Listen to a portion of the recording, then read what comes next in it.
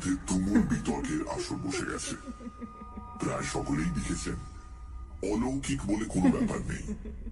যারা অলৌকিকের কথা বলেন তারা হয় মিথ্যে কথা বলেন অথবা নিজেদের কল্পনাকে অলিক দর্শন কিংবা অলৌকিক বাস্তব বলে জানিয়ে দেন। সব মিলিয়ে ব্যাপারটা নাকি নিছকই সোনার পাথর মাটি। নিজেকে মিথ্যেবাদী বলে ভাবতে আমার কষ্ট হয়, আর সেরকম কিছু কল্পনা বিলাসীও আমি নই। তাই কাগজের চিঠিপত্রগুলো পড়ে মনে মনে বেশ রাগই হলো। তখন ঠিক করলাম ছোটবেলায় দেখা বিচিত্র ঘটনাটার কথা সবাইকে জানাবো। আমার এই গল্প পবনকে নিয়ে। পবন ছিল আমাদের বিজয়ী সংঘের 1 নম্বর ফুটবলার। ওর শটে যা জোর, তাতে উড়ন্ত কাক ছিল অতি সহজে ঘায়েল হয়ে যেতে পারে। একবার মনসাডাঙ্গা নেতাজি সুভাষ সংঘের সঙ্গে আমাদের ফুটবল ম্যাচ হয়েছিল। খেলা শেষের মিনিট 10 আগে একটা পাস পেয়ে পবন বল পায়ে বুলেটের মতো ছুটতে শুরু করল।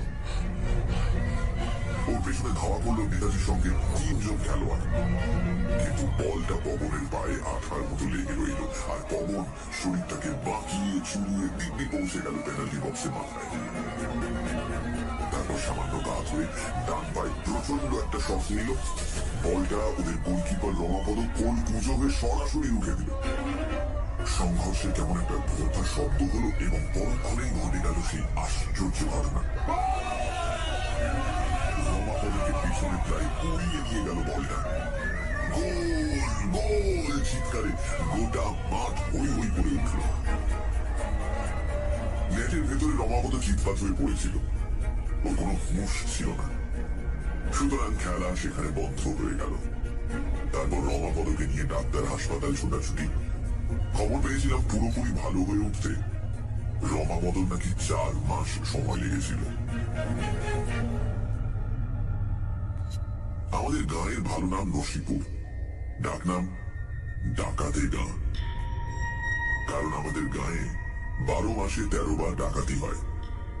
এত ঘন ঘন ডাকাতি হওয়ার ফলে ডাকাতির ব্যাপারটা আমাদের একেবারে গা সওয়া হয়ে গেছে। কতবার যে আমরা ডাকাত দেখেছি তার কোনো হিসেব নেই। তবে সেই সব ডাকাতের চেহারা মোটেই ওই হাতে লাঠি, মাথায় ঝাঁকড়া চুল, কানে তাদের গোঁজা জবার ফুল এসবের মতো বা রঘু ডাকাতের মতো নয়। অতি সাধারণ কালো কোনো চেহারা, দেখে এমনিতে ডাকাত বলে মনেই হয় না। তবে তাদের হাতে লাঠির বদলে থাকে ছুরি, বোমা আর পাইপ গান। আমাদের গাঁয়ে 4টে ধানকল আর 3টে কোল্ড স্টোরেজ আছে। ডাকাতি যা হওয়ার বেশিরভাগ ওখানেই হয়, আর কখনো কখনো 2-5 ঘর বড় লোকের বাড়িতে। আমাদের গাঁয়ের শেষে বট, অশ্বত্থ, শাল, শিশু জঙ্গল। সেখান থেকে জ্বালানি কাঠ কেটে এনে অনেকেই দিন গুজরান করে। সেই জঙ্গলে বাঘ না থাকলেও শেয়াল, বনবেড়াল আর 2-4টে ভাম তো আছেই। ডাকাতরা ডাকাতি করে সবসময় ওই জঙ্গল দিয়েই পালায়। একদিন সন্ধ্যের মুখে, তখন আমরা সবাই খেলা শেষ করেছি, আমাদেরই এক বন্ধু বিনু এসে খবর দিল যে শেখ শাহাবুদ্দিনের কোল্ড স্টোরেজে নাকি ডাকাতি হয়েছে। এই কথা শুনে পবন আমাকে বলল, চল তো মানু, ডাকাতগুলোকে ফলো করে দেখি ওরা পালিয়ে কোথায় যায়। চল চল চল। পবন আমাদের পাশের গ্রাম মারাই কোড়ায় থাকে, কিন্তু পরে আমাদের গ্রামের হাই স্কুলে, তাই আমাদের বন্ধু হয়ে গেছে। ওর চেহারা কালো, খানিকটা ন্যাংরার দিকে, তবে গায়ে জোর আছে, আর পেশিগুলো সবসময় চকচক করে। ওর শটে যেমন জোর, মনের জোর বোধ হয় তেমনই। নইলে কেউ ডাকাতদের পিছু পিছু যাওয়ার কথা বলে?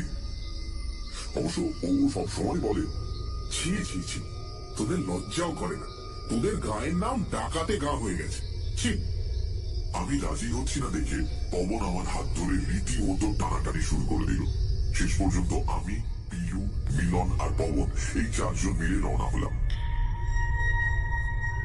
সময়টা ছিল বর্ষাকাল। আমরা মাঠে ফুটবল খেলছিলাম, তাই সকলেরই পরনে হাফ প্যান্ট আর সারা গায়ে পায়ে কাদা। ফুটবলটা বগল দাবা করে ওই অবস্থাতেই আমরা জঙ্গলের দিকে এগোলাম। লোকের মুখে শুনে শুনে আমরা মোটামুটি জানতাম ডাকাতরা কোন পথ ধরে পালায়, তাই গাছগাছালির ফাঁক ফোকর দিয়ে আমরা এগিয়ে চললাম। পবন আমাদের সকলের আগে।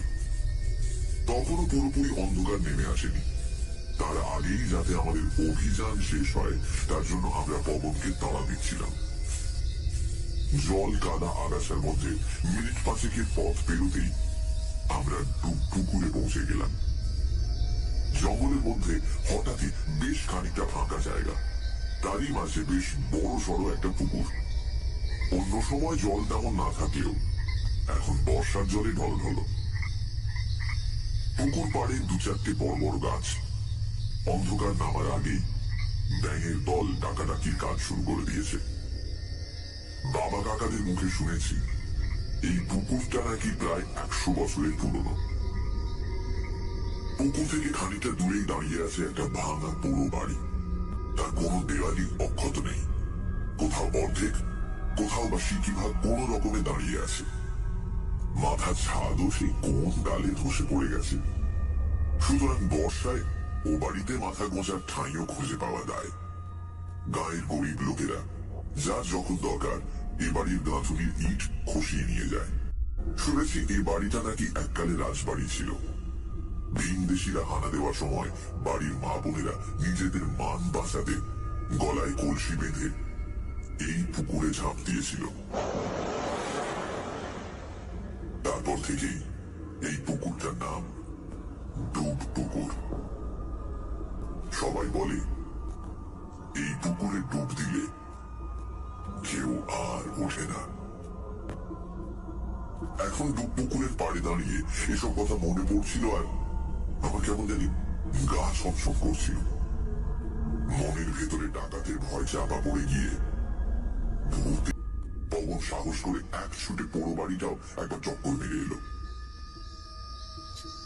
সন্ধে ঘোলাটে আধার পা টিপে টিপে নেমে আসছিল। আমাদের দেখতেও বেশ অসুবিধে হচ্ছিল। তারই মধ্যে মিলন হঠাৎ সাপ সাপ সাপ বলে চেঁচিয়ে উঠল। ও ইশারা মতো তাকিয়ে দেখি কালচে রঙের একটা মোটা সাপ সরসর করে পুকুরের জলে নেমে যাচ্ছে। আমি বললাম, পবন চল, ঢের হয়েছে, পরের দিন আলো এসে খোঁজ করা যাবে। আমার কথা শুনে পবন হেসে বলল, কার খোঁজ করবি? হ্যাঁ, ডাকাতরা কি তোর হাতে ধরা দেওয়ার জন্য দিনের বেলা সে পুকুর পাড়ে বসে থাকবে? তারপর আমার পিঠ চাপড়ে বলল, আরে ভয়ের কিচ্ছু নেই রে। বর্ষার সময় এই পুকুরটায় সাপ কিলবিল করে। দেখ, বর্ষায় ওদের গর্তে জল ঢুকে পড়ে বলে ওরা বাইরে বেরিয়ে আসে। তাছাড়া এই সময়টায় ব্যাঙের লোকটা তো আছেই। পিলু বলল, বলছি কাল দিনের বেলা এলেও তো ডাকাতদের খোঁজ খবরটা পাওয়া যেত, তাই না? আমি বললাম, তার মানে? পবনও অবাক হয়ে পিলুর দিকে তাকিয়েছে। পিলু হেসে বলল, আরে এটা তো জলের মতো সহজ। দেখ, কাল মর্নিং এসে ডাকাতদের পাইপ সব দেখতে পাবি, তারপর থানায় খবর দিলি দারোগাবাবু সব করে অ্যারেস্ট করে ফেলবে, ব্যাস। পবন বিরক্তির একটা শব্দ করে বলল, তোর দারোগাবাবু কিছুই করবে না, সে ডাকাতির বকরা পায়। ডাকাতগুলো যদি আমাদের মাঠের উপর দিয়ে পালাতো তাহলে খুব ভালো হতো। মিলন বোকার মতো জিজ্ঞেস করলো, কেন? বোকার মতো বললাম এই কারণে যে ডাকাতদের উপর পবনের প্রচন্ড রাগের কথা আমাদের ক্লাবের সবাই জানে। মিলনের প্রশ্নের উত্তরে পবন বলল, ওরকম একটা মৌকা পেলে না ডাকাতগুলোকে একবার দেখে নিতাম আমি। আমরা তিনজনে এক অদ্ভুত সমীহের চোখে পবনের দিকে তাকিয়ে রইলাম। তারপর আর দেরি না করে ফিরে চললাম বাড়ির দিকে। আমি মনে মনে ভগবানকে ডাকছিলাম আর বলছিলাম, ডাকাতে যেন কখনো আমাদের খেলার মাঠের উপর দিয়ে না পড়ে বাবা। ভগবান যে আমার প্রার্থনা শোনেননি সেটা দিন 20 পরেই টের পেলাম। ডাকাতির কাজ সেরে ডাকাতরা সাধারণত জঙ্গলে ঢুকে পুকুরের পাশ দিয়ে পালায়। জঙ্গল এলাকার শেষে সরসী নামে একটা নদী আছে। নদীটা সরু মাপের হওয়ায় তার উপরে নানা জায়গায় কাঠের সাঁকো বাঁধা সহজ হয়েছে। ডাকাতরা এই নদী পেরিয়ে বিটুলা গায়ে ঢুকে পড়ে, তারপর সেখান থেকে এদিক ওদিক ছড়িয়ে যায়। একদিন বিকেলে আমরা মাঠে ফুটবল ম্যাচ খেলছি। পবনের মধ্যে দুটো অবিশ্বাস্য গোল করে ফেলেছে। হঠাৎই শুনতে পেলাম বোমার শব্দ। আমরা বেশ অবাক হয়ে খেলা থামিয়ে দাঁড়িয়ে পড়েছি। দূরে তাকিয়ে দেখি সাদা ধোঁয়ার তাল মেঘের মতো ভেসে উঠছে শূন্যে। কয়েকজন লোক সেদিক থেকে তীর বেগে ছুটে আসছে আমাদের মাঠের দিকে, আর তাদের খানিকটা পেছনে তাড়া করে আসছে একদল লোক। তারা বলে গলা ফাটিয়ে চিৎকার করছে। ব্যাপারটা বুঝতে কোনো রকম অসুবিধে হলো না। ডাকাতি করে পালানোর সময় আমাদের গায়ের লোকেরা টের পেয়ে দল বেঁধে ডাকাতদের তাড়া করেছে। বোমার ভয়েও তারা পুরোপুরি পিছিয়ে যায়নি, কিন্তু এরপরই তারা ভয় পিছিয়ে গেল, কারণ ডাকাত দলের একজন হঠাৎই ঘুরে দাঁড়িয়ে পাইপ গানের মতো কি একটা থেকে গুলি ছুড়ল। আরেকজন হাত ঘুরিয়ে বলের মতো একটা বোমা ছুড়ে দিল। কান ফাটানো শব্দ আর ধোঁয়ায় কিছুক্ষণ ভালো করে দেখতে পেলাম না। তারপরই দেখি তাড়া করে আসা দঙ্গলের একজন লুটিয়ে পড়েছে, আর তাকে কাঁধে তুলে নিয়ে কয়েকজন পালানোর চেষ্টা করছে। প্রথম বোমা পড়ার পর গায়ের লোকজনের ভিড় ফিকে হয়ে গিয়েছিল। তার উপর দ্বিতীয় বোমা এবং গুলির ঘটনা ঘটতেই তারা ঊর্ধ্বশ্বাসে পেছন ফিরে দৌড়তে শুরু করল। ডাকাত দলের চারজন তখন ছুটতে ছুটতে আমাদের মাঠের উপরে চলে এসেছে। মাঠটা পেরিয়ে আরো 100 গজ মতো এগোলেই জঙ্গল। সেখানে একবার ঢুকে পড়তে পারলেই ডাকাতদের আর কোনো চিন্তা নেই। কিন্তু ব্যাপারটা ঠিক সেরকম হলো না, কারণ ওদের সমস্ত ছক ওলটপালট করে দিল পবন। ফুটবলটা মাঠের মাঝে চুপচাপ পড়েছিল। পবন হঠাৎই বুলেটের মতো ছুটে এসে বলটায় প্রচন্ড এক শট মারল। পালিয়ে যাওয়া ডাকাত দলকে লক্ষ্য করেই শটটা মেরেছিল পবন। ওরা চারজন তখন মাঠের উপর দিয়ে আড়াআড়ি ছুটে যাচ্ছে। পবনের শট 3 নম্বর ডাকাতটার মাথায় মুগুরের মতো আছড়ে পড়ল। লোকটা ছিটকে পড়ে গেল মাঠের জল কাদার মধ্যে। একসঙ্গে পড়ে যেতেই বাকি 3 জন ডাকাত ঘুরে দাঁড়ালো। সঙ্গে সঙ্গে আমাদের যে কি হলো, আমরা ভয় দিশেহারা হয়ে পালাতে শুরু করলাম। অথচ পবনটা কেন জানি না বোকার মতো মাঠে দাঁড়িয়ে রইল, যেন সুবদ্ধ গিয়ে কেউ ওকে পাথরের মূর্তি করে দিয়েছে।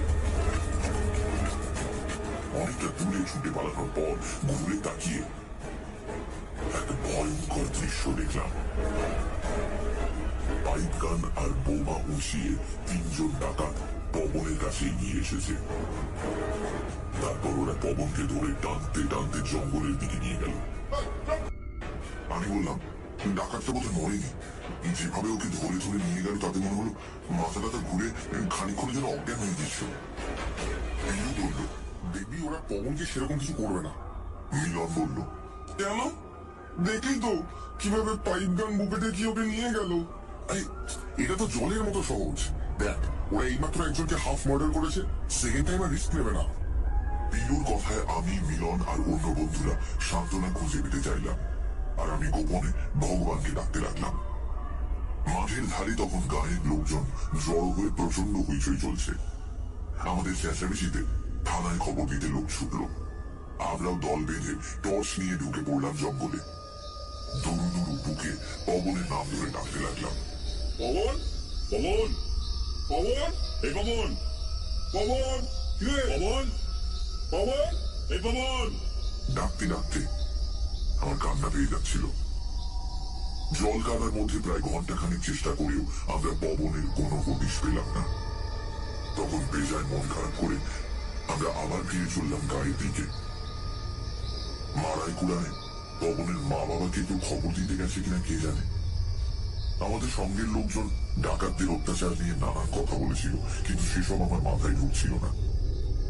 আমি শুধু পবনের কথা ভাবছিলাম, ওর দুঃসাহসের কথা ভাবছিলাম, আর একই সঙ্গে একরাশ দুঃখ বুকের ভেতর জমাট বেঁধে যাচ্ছিল।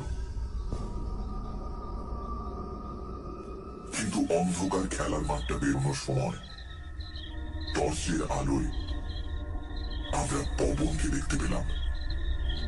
আচমকা ওকে দেখে ভূত দেখার মতো চমকে উঠলাম। পবন, পবন, তুই? ও হেসে বলল, হ্যাঁ রে, এবারেও হেরে গেলাম। ওরা পালিয়ে গেল। পবনের মুখে হাতে কালশিটের দাগ, বাঁ চোখের উপরটা ফুলে রয়েছে, সামান্য রক্ত বেরোচ্ছে সেখান থেকে।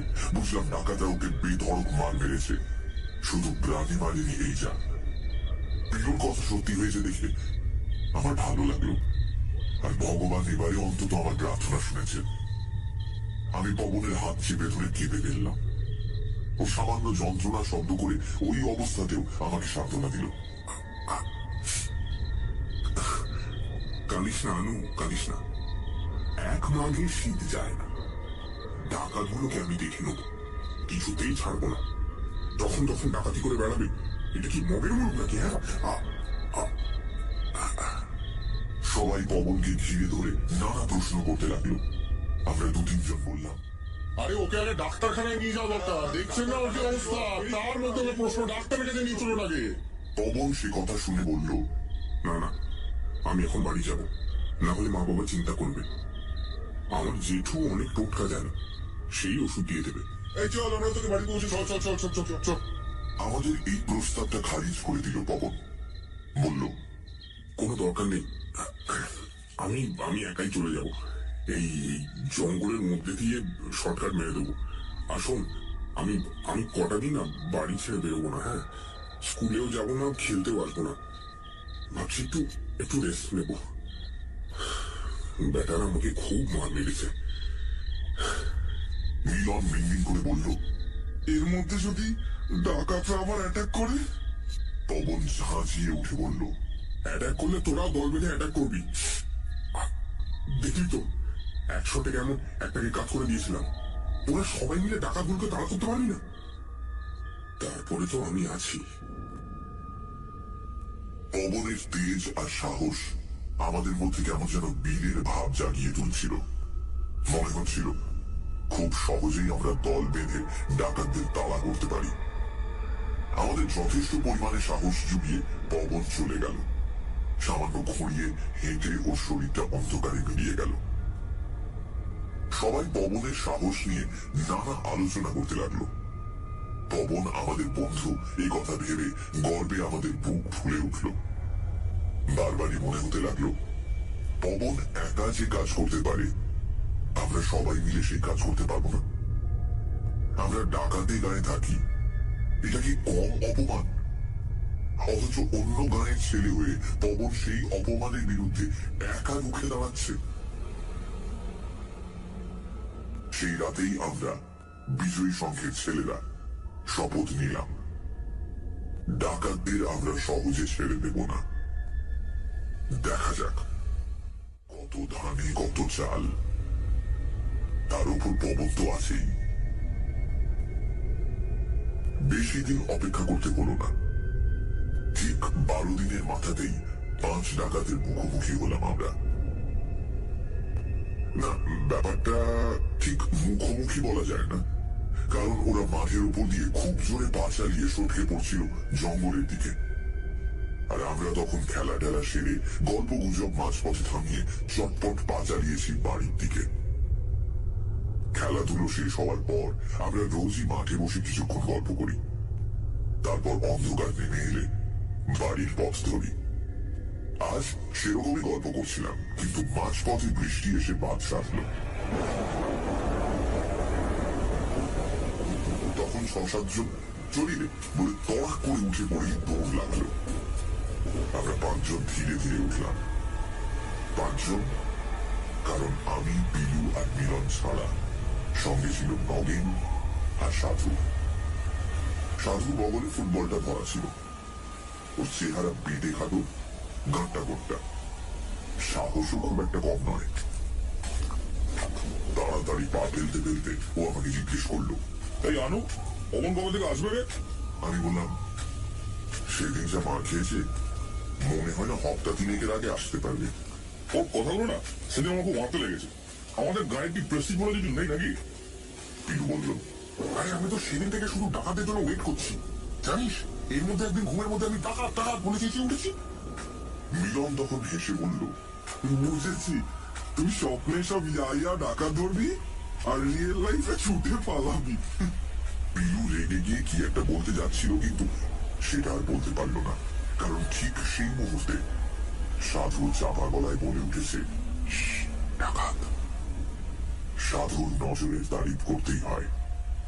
ওই ঝিরঝির বৃষ্টির মধ্যে প্রায় 40 হাত দূরে আবছা অন্ধকারে 5টা কালো কালো ছায়াকে ও ঠিক লক্ষ্য করেছে।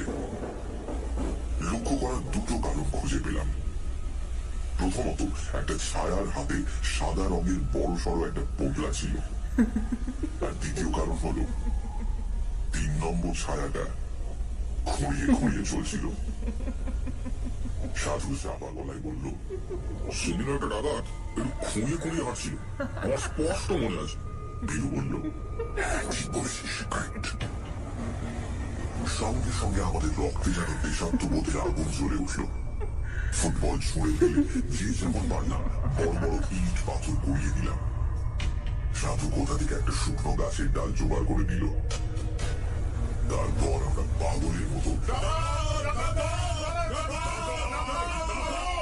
ওই চিৎকার জুড়ে দিলাম, আর একই সঙ্গে ইট পাথরের টুকরো ছুঁড়ে মারতে লাগলাম ডাকাতদের দিকে। আমাদের আচমকা এই পাগলামিতে 5-5টা জোয়ান লোক কেমন যেন অচকিয়ে গেল। তারপর একটু দেরি না করে ছুট লাগালো জঙ্গলের দিকে। আমরা লড়াই খেপা ওই লোকগুলোকে তাড়া করলাম। সাধু বাতাসে ওর লাঠি ঘোরাতে ঘোরাতে চিৎকার করে বলল, সাহস থাকে তো ভাই, সিঙ্গেল সিঙ্গেল লড়াইয়া। সিঙ্গেল সিঙ্গেল লড়াই হলে তার রেজাল্ট কি হতো জানি না, কিন্তু সে লড়াই আমাদের লড়তে হলো না। কারণ ওই 5-5টা ডাকাতের সঙ্গে সিঙ্গেল লড়ে গেল পবন। গাছের পাতায় বৃষ্টির ফোঁটার শব্দ, ব্যাঙের ডাক আর অন্ধকার আমাদের ঘিরে ধরল। ভিতরে একটা অদ্ভুত শক্তি আমাদের দাঁড়িয়ে গিয়ে যাচ্ছিল। একটু পরেই আমরা পুকুরের কাছে চলে এলাম। আর সেখানে পৌঁছানো মাত্রই যে দৃশ্য দেখলাম তাতে পাথর হয়ে যাওয়া ছাড়া কোনো উপায় ছিল না। পুকুর পাড়ে 5 জন ডাকাতের মুখোমুখি মুখে দাঁড়িয়েছে পবন। ওর লম্বা শরীর থেকে এক বিচিত্র নীল আভা ঠিকরে বেরোচ্ছে। সেই আলো ডাকাতগুলোর শরীরের নানা জায়গায় পড়ে চকচক করছে। পবনের গায়ে কোনো পোশাক নেই, তবে বরফ কুচির মতো এক রাশ মিহি গুঁড়ো ও চোখে মুখে গায়ে লেপটে রয়েছে। তারই মধ্যে ওর চোখ দুটো তীব্রভাবে জলজল করছে। ভিন গ্রহের এক অপছায়ার মতো ডুব পুকুরের পাড়ে দাঁড়িয়ে রয়েছে পবন। ডাকাতগুলো পবনকে দেখে ঘাবড়ে গিয়েছিল, কিন্তু অবাক হওয়ার প্রথম ধাক্কাটা সামলে নিয়ে ওরা আত্মরক্ষা অথবা আক্রমণের কাজে নেমে পড়ল। গাছের আড়ালে দাঁড়িয়ে আমরা 5 জন হতবুদ্ধি হয়ে সব দেখতে লাগলাম। অন্যান্য ইন্দ্রিয় অকেজ হয়ে গিয়ে শুধু আমাদের চোখ কাজ করে চলল। একজন ডাকাত কোথা থেকে যেন একটা লম্বা ছুরি বের করলো, তারপর বিশ্রী গালাগাল দিয়ে ঝাঁপিয়ে পড়লো পবনের উপর। পবনের হাত দুটো পেছনে লুকিয়ে রাখা ছিল বলে এতক্ষণ কিচ্ছু দেখতে পাইনি, কিন্তু ছুরি হাতে ডাকাতটা ওর দিকে এক পা এগোতেই পবন অদ্ভুত ভাবে শরীরটাকে নাচিয়ে ঢঙে দুলিয়ে চোখের পলকে ওর হাত দুটো উঁচিয়ে ধরলো ডাকাতটার মুখের সামনে। কেমন ঠান্ডা হয়ে গেল। পবনের 2 হাতের 10 আঙুলের জায়গায় হিল হিল করছে 10টা লিকলিকে কালো সাপ।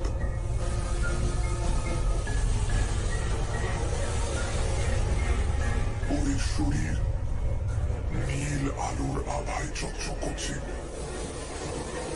ডাকাতরা নিতান্তই প্রাণের গায়ে ছুরি চালালো। সঙ্গে সঙ্গে পবনের পেট আড়াআড়ি ছিঁড়ে গেল, কিন্তু এক ফোঁটাও রক্ত বেরোলো না। শুধু বরফ কুচির উপর একটা কালো দাগ আঁকা হয়ে রইল।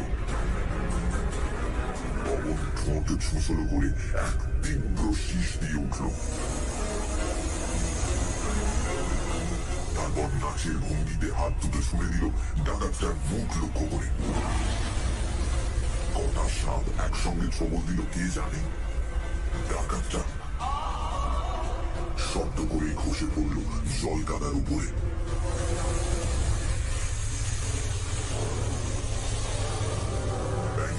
ছাপিয়ে 10টা সাপের ফোঁস ফোঁস শব্দ আমরা শুনতে পাচ্ছিলাম। শিকার করার নেশায় সাপগুলো যেন উল্লাসে পাগল হয়ে গেছে।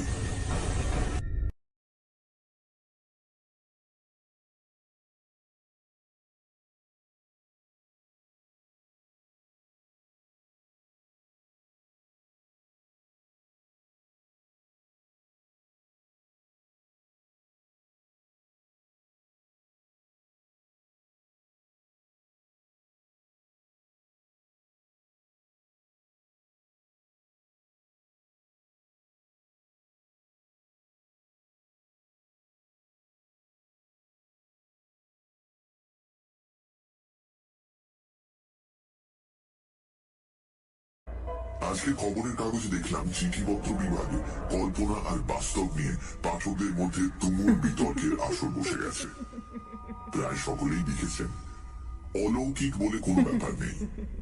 যারা অলৌকিকের কথা বলেন তারা হয় মিথ্যে কথা বলেন অথবা নিজেদের কল্পনাকে অলিক দর্শন কিংবা অলৌকিক বাস্তব বলে চালিয়ে দেন।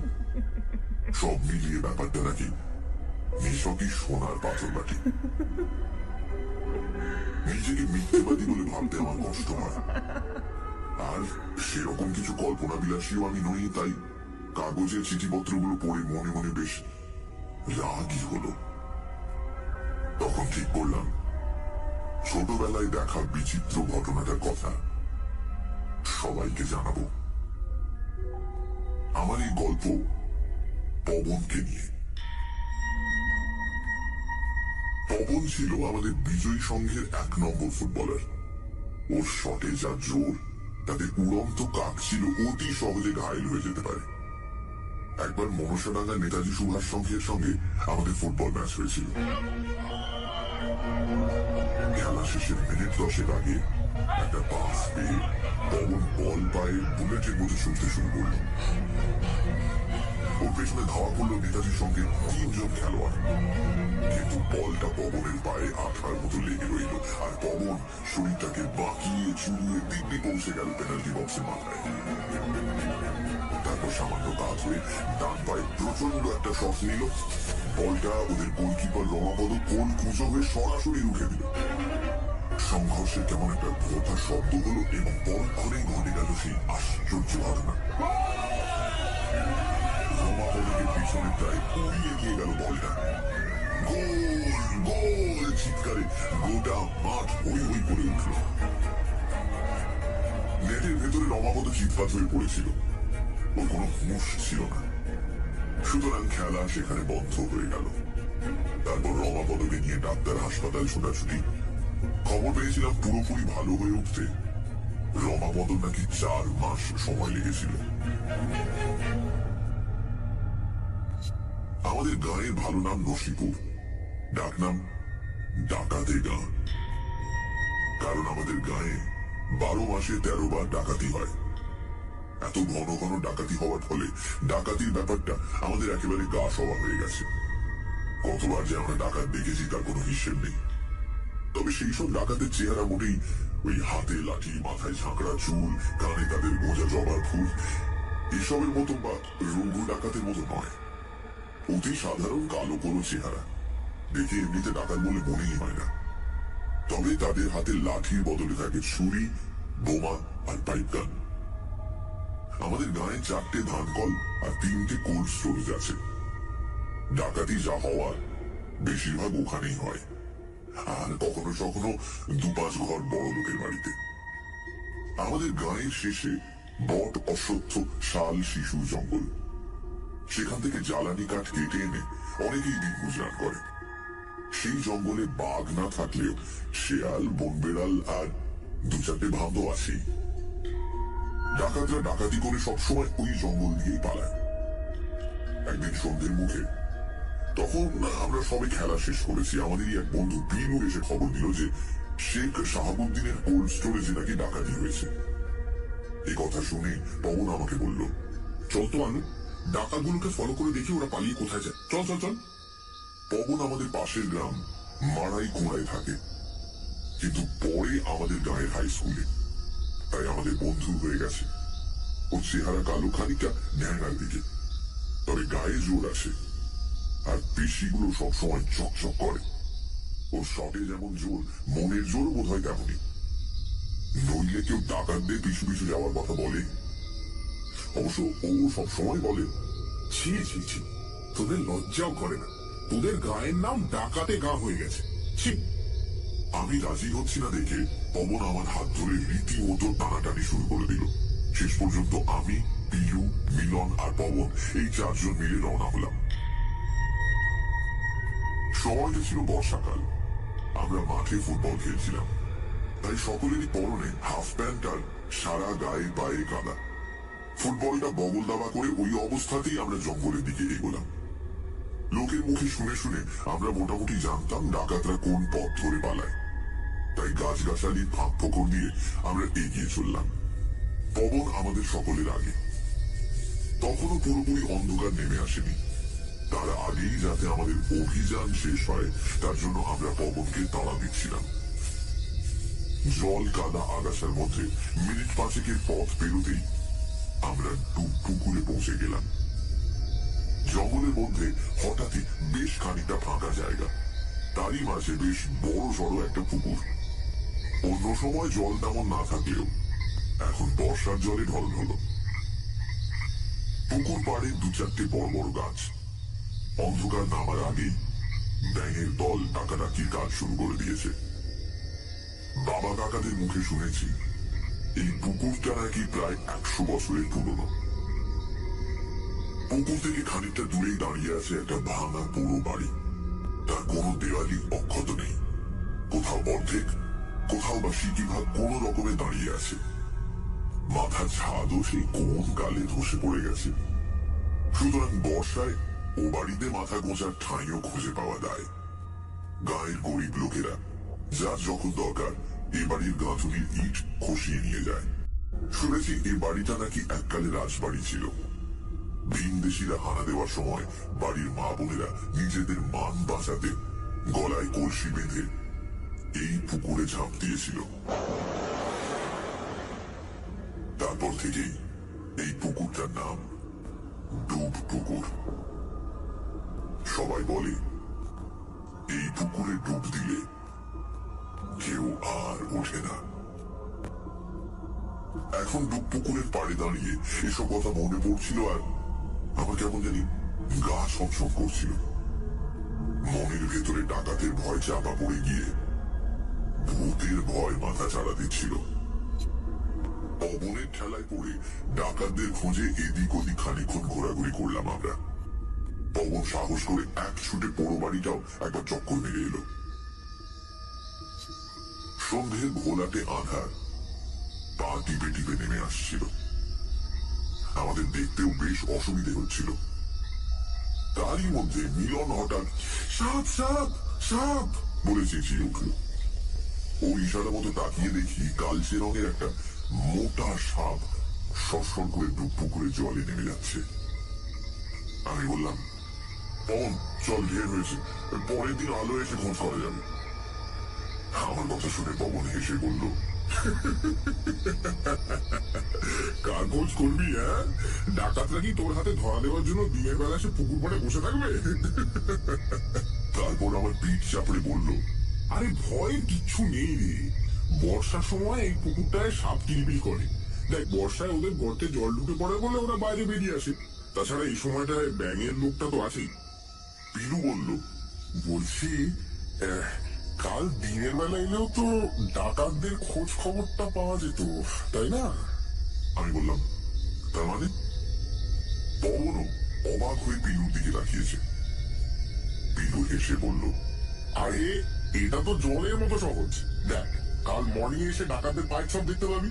তারপর থানায় খবর দিলি, দারোগা বাবু সব কটাকে অ্যারেস্ট করে ফেলবে, ব্যাস।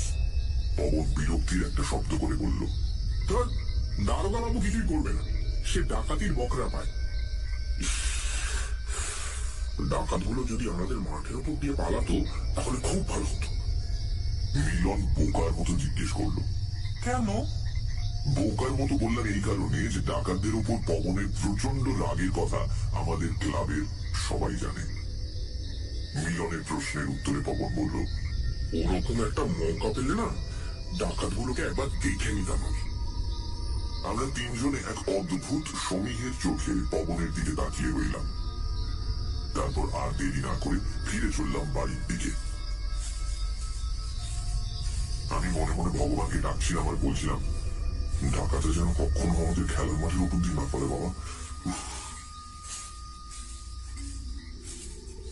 ভগবান যে আমার প্রার্থনা শোনেননি সেটা দিন 20 পরেই টের পেলাম। ডাকাতির কাজ সেরে ডাকাতরা সাধারণত জঙ্গলে ঢুকে পুকুরের পাশ দিয়ে পালায়। জঙ্গল এলাকার শেষে সরসী নামে একটা নদী আছে। নদীটা সরু মাপের হওয়ায় তার উপরে নানা জায়গায় কাঠের সাঁকো বাঁধা সহজ হয়েছে।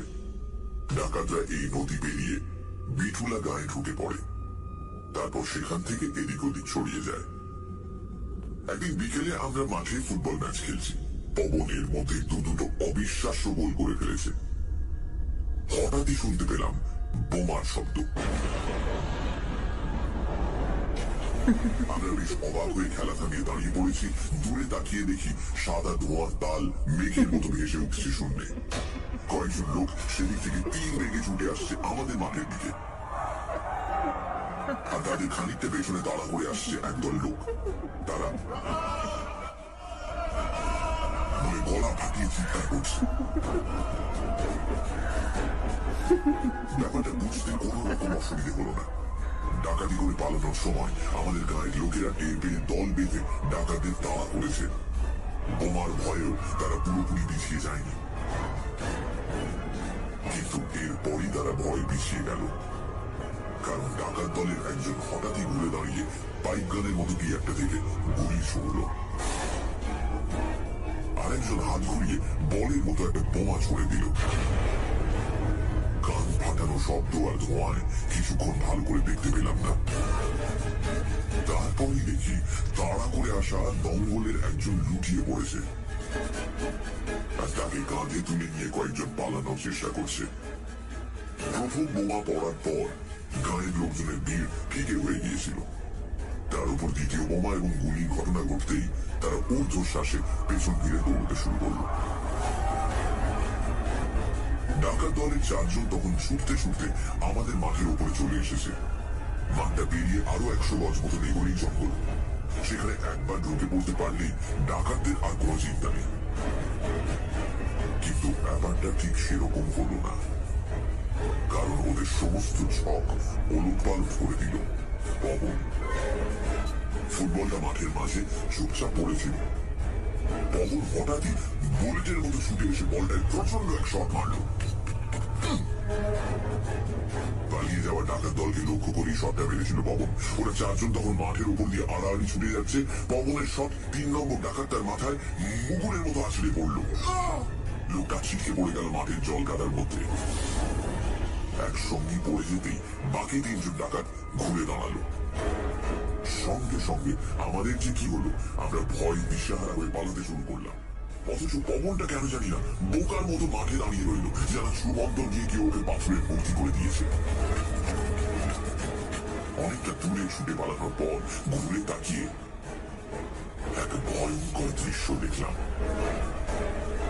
পাইপ গান আর বোমা উঁচিয়ে 3 জন ডাকাত পবনের কাছে এগিয়ে এসেছে।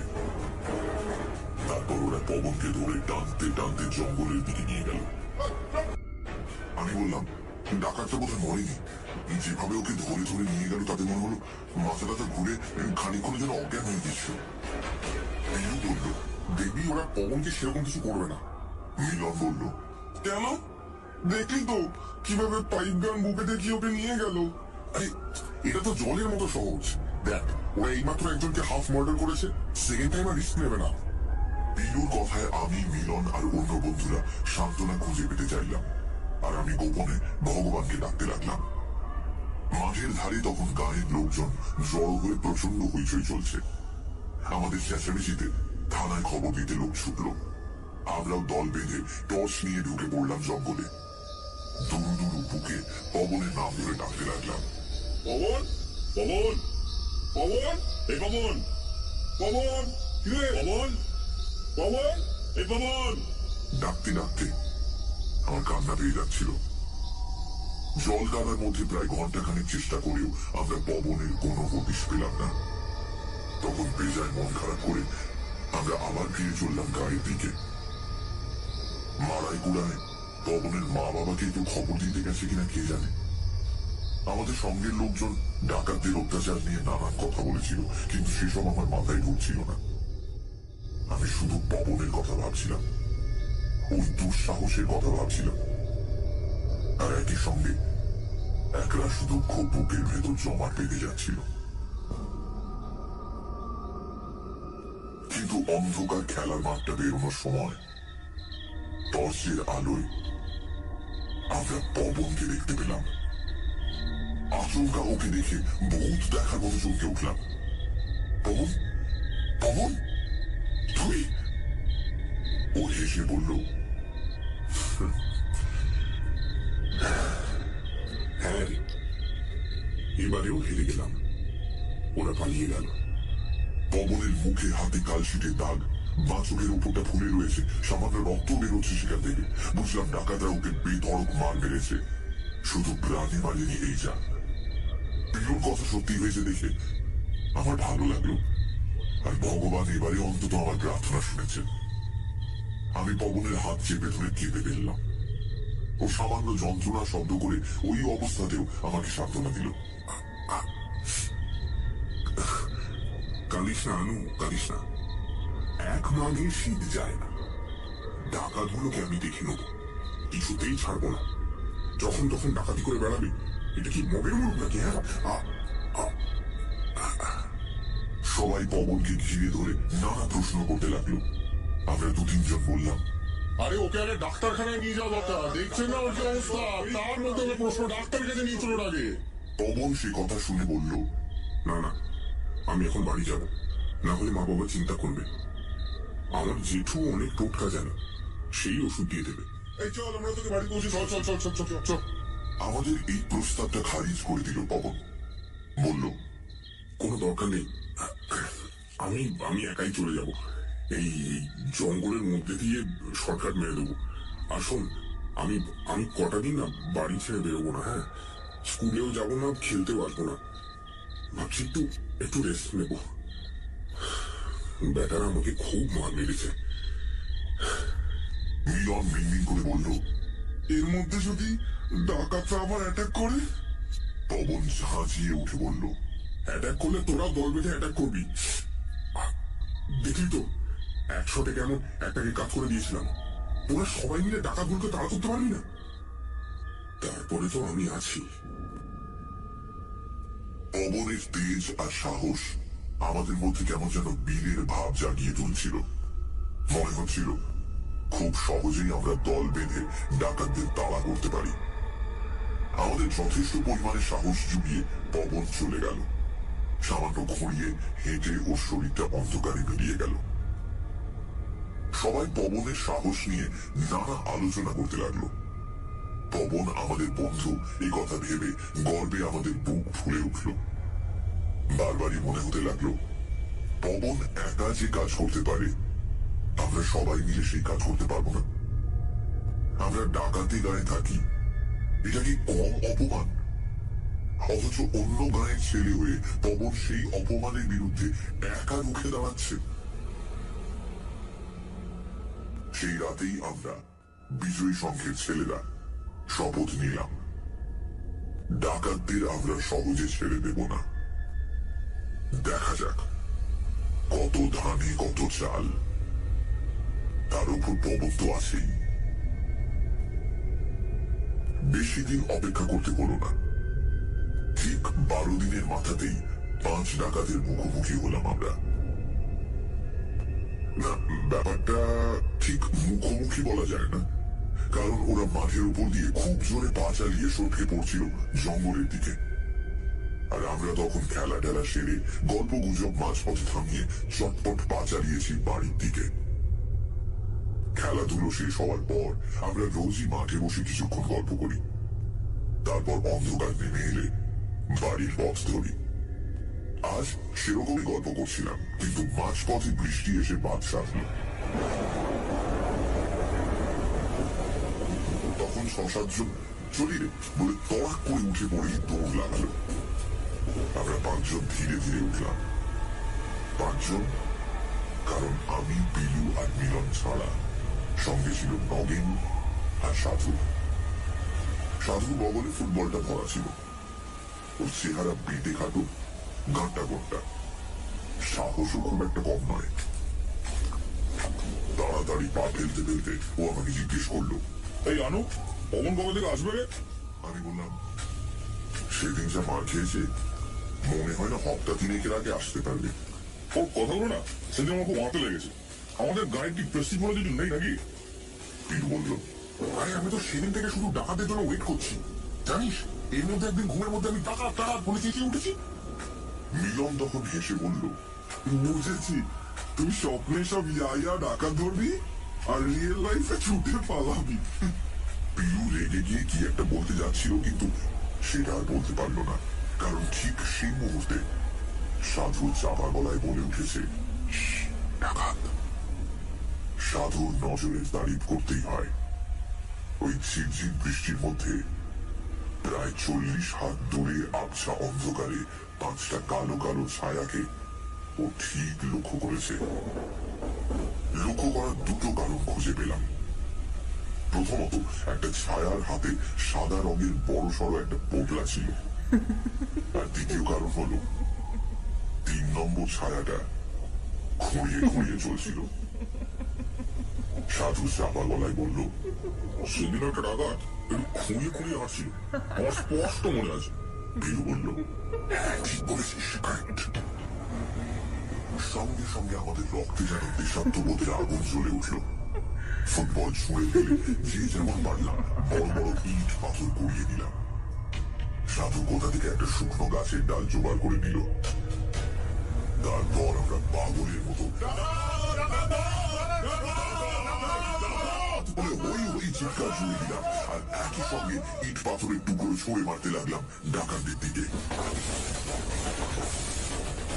আমাদের আচমকা এই পাগলামিতে 5-5টা জোয়ান লোক কেমন যেন চুকিয়ে গেল। তারপরে একটু দেরি না করে ছুট লাগালো জঙ্গলের দিকে। আমরা লড়াই চাপা ওই লোকগুলোকে তাড়া করলাম। সাধু বাতাসে ওর লাঠি ঘোরাতে ঘোরাতে চিৎকার করে বলল, সাহস থাকে তো আয়, সিঙ্গেল সিঙ্গেল।